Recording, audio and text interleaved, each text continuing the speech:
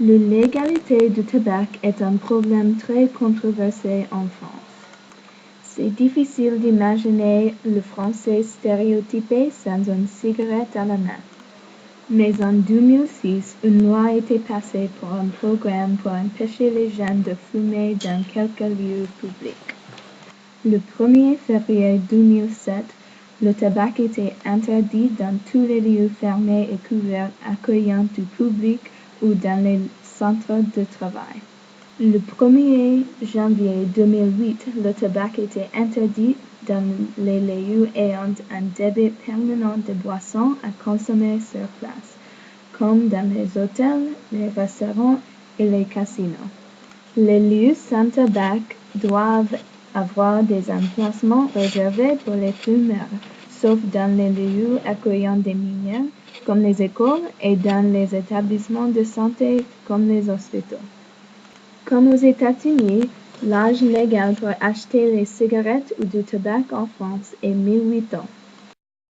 Chaque année, il y a environ 66 000 décès à cause de la consommation de tabac et environ 5 000 morts causées par le tabagisme passif.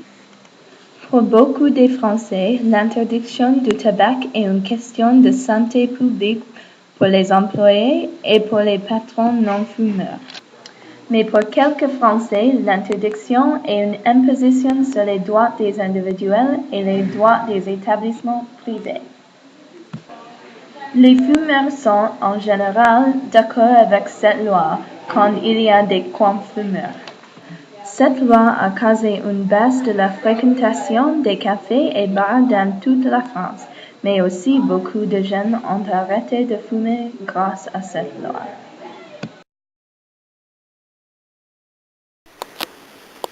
Pourquoi pensez-vous que fumer a un rôle si important dans le mode de vie de beaucoup de Français?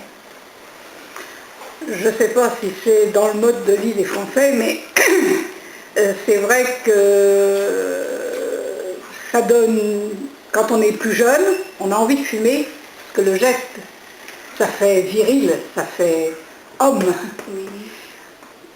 Bon, évidemment, les femmes aussi, mais je pense que c'est une façon de dire qu'on est passé de petit à l'adolescence ou à l'homme.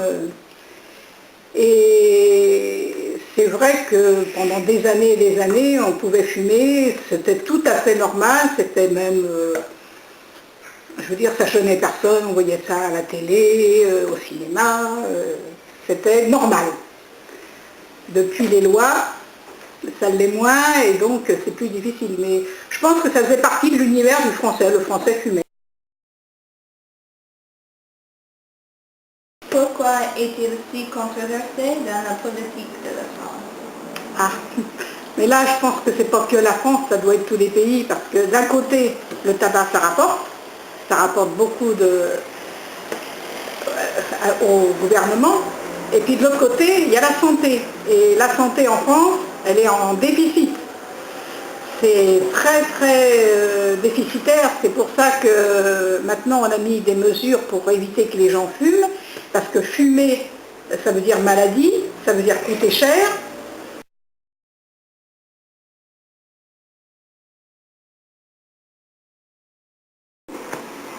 Une association qui s'est montée, alors c'est des pneumologues, il y a un président qui est un médecin pneumologue, un vice-président qui est un médecin pneumologue, et puis des infirmières, etc. Et en fait, notre travail consiste à faire des informations. Là, on va dans les classes et on leur explique les méfaits du tabac, c'est-à-dire que c'est mauvais pour la santé, que c'est mauvais pour eux. On a du matériel comme à l'hôpital, on les fait souffler dans des pics flots. Et puis il y a plusieurs ateliers.